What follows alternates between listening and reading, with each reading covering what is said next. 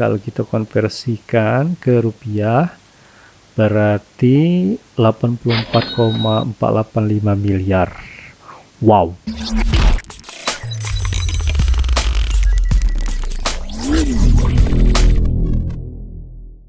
Assalamualaikum, hai, ketemu lagi dengan saya di channel Mr. Ulep, Laboratorium Kehidupan. Kali ini pembahasan kita tentang podcast.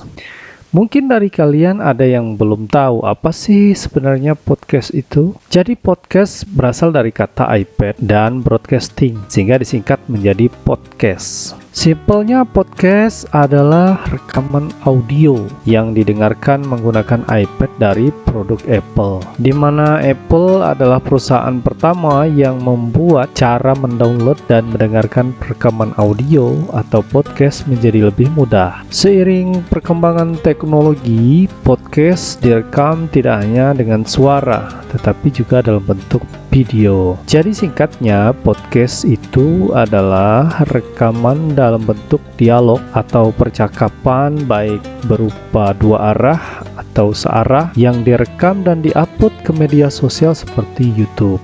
Nah, ada banyak sekali YouTuber besar dan terkenal yang membuat konten YouTube mereka dalam bentuk podcast. Sebut saja ada Deddy Corbuzier, Raditya Dika, Rans Entertainment-nya Raffi Nagita, kemudian Ruben Onsu di channel MOP-nya, Nikita Mirzani pun tidak ketinggalan. Bahkan si King of YouTube Atta Halilintar pun membuat konten YouTube-nya dalam bentuk podcast. Apa sih kelebihan podcast sehingga orang ramai-ramai membuatnya? Beberapa alasannya karena simple. Tinggal undang bintang tamu, terus ngobrol, tanya jawab, wawancara, dialog atau apapun istilahnya dengan topik tertentu di dalam ruangan atau studio. Apalagi di zaman pandemi seperti sekarang ini, di mana orang dilarang untuk berkerumun rame-rame. Maka podcast menjadi alternatif yang efektif membuat konten yang tidak banyak melibatkan orang. Semua orang bisa membuat podcast, tapi pada akhirnya yang membuat konten menjadi menarik adalah isi percakapan atau obrolan itu sendiri. Juga figur bintang tamunya dan siapa yang meracik arah pembicaraan atau si pembuat podcast itu sendiri. Nah, ngomongin masalah podcast, yang paling menonjol menurut saya itu adalah podcastnya Deddy Corbuzier yang terkenal dengan slogan 5, 4, 3, 2, 1, close the door. Kira-kira begitu. Rata-rata podcastnya mempunyai viewer jutaan dengan durasi video panjang yang rata-rata hampir mendekati 1 jam. Nah, kenapa durasi video yang panjang itu penting? Karena setiap video yang berdurasi panjang akan memungkinkan dimasukkan iklan yang banyak. Iklan-iklan yang banyak ini yang akan membuat kemungkinan penghasilan video seseorang menjadi lebih banyak juga. Rata-rata yang pernah menjadi bintang tamu Deddy Corbuzier pada podcastnya itu adalah tokoh-tokoh yang berpengaruh seperti para pejabat, artis, komedian, musisi, pengusaha sukses, orang biasa yang sedang viral, kemudian tokoh kontroversi, dan banyak lagi yang membahas masalah yang beragam, mulai dari yang berat ke yang ringan, bahkan yang receh sekalipun. Nah, kalian penasaran kan berapa sih penghasilan Deddy Corbuzier dengan video-video podcastnya itu? Yuk kita kepoin sekarang. Kita tinggal buka di sini socialblade.com. Tinggal dimasukkan username-nya Deddy Corbuzier. Nah, di sini kita sudah masuk di akun YouTube dari Deddy Corbuzier yang bergabung pada tanggal 8 Desember 2009.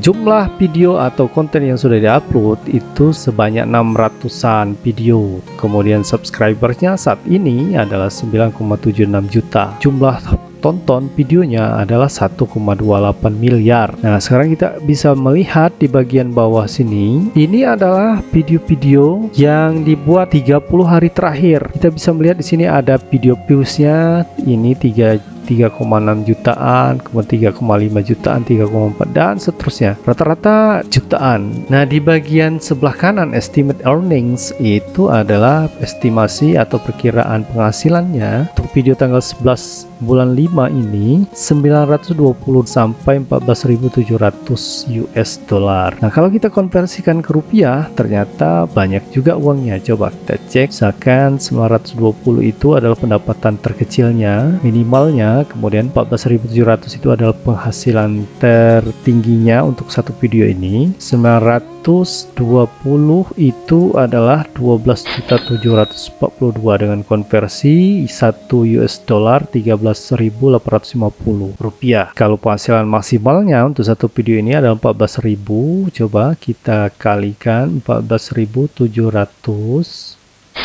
berarti 203 jutaan. Coba kita cek sekarang video yang kira-kira viewsnya paling banyak. Di sini ada 6 juta sekian ini pada tanggal 22 bulan 5 ini. Penghasilan perkiraannya adalah 1.500 sampai dengan 24.400 US dollar. Kalau kita konversi, misalkan kita perkirakan penghasilannya adalah rata-rata tengah-tengah dari nilai ini. 24.400 itu kalau kita bagi dua itu adalah 12.200.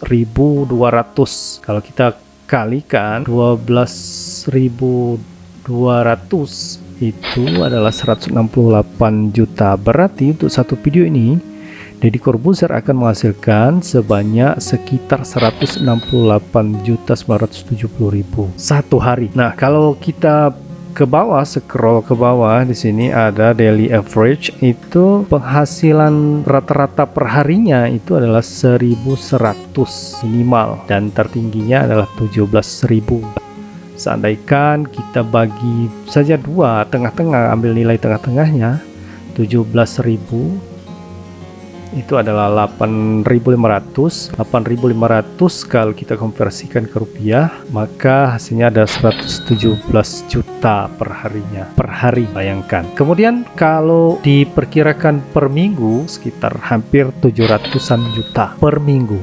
Kemudian per bulan di sini nilai terendahnya itu perkiranya adalah 31.000 sampai dengan nilai tertingginya itu 508.600 US dollar. Kalau kita ambil tengah-tengahnya berarti 500 kita bulatkan, kemudian tengah-tengahnya itu ada 250.000. 250.000 misalkan penghasilannya per bulan itu 250.000, berarti 3,462 miliar per bulan. Wow, ini hanya perkiraan. Jadi bisa saja lebih dari sini. Penghasilan per tahunnya di sini tertinggi dalam satu tahun itu 6,1 juta US dollar.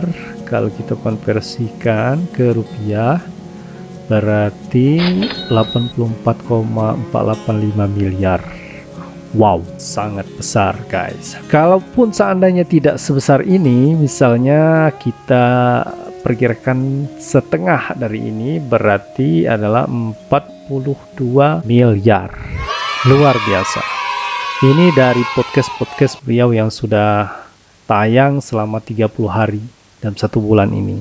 Nah, itu sebagai informasi yang tujuannya adalah untuk memberikan motivasi kepada kita semua, terutama untuk para YouTuber pemula, untuk selalu berkreasi, mencari konten-konten yang kreatif sehingga bisa menghasilkan, walaupun tidak sebesar Deddy Corbuzier, paling tidak sekitar 1%-nya, itu sudah cukup untuk menambah penghasilan. Ya, kita doakan semoga Om Deddy Corbuziernya sehat terus, biar bisa berkarya, menghasilkan karya-karya berupa informasi yang bermanfaat bagi masyarakat. Oke, segitu saja informasi yang dapat saya berikan. Jangan lupa terakhir subscribe. Bagi yang kalian belum subscribe, like, komen, dan share ya. Salam SPman. Wassalamualaikum warahmatullahi wabarakatuh.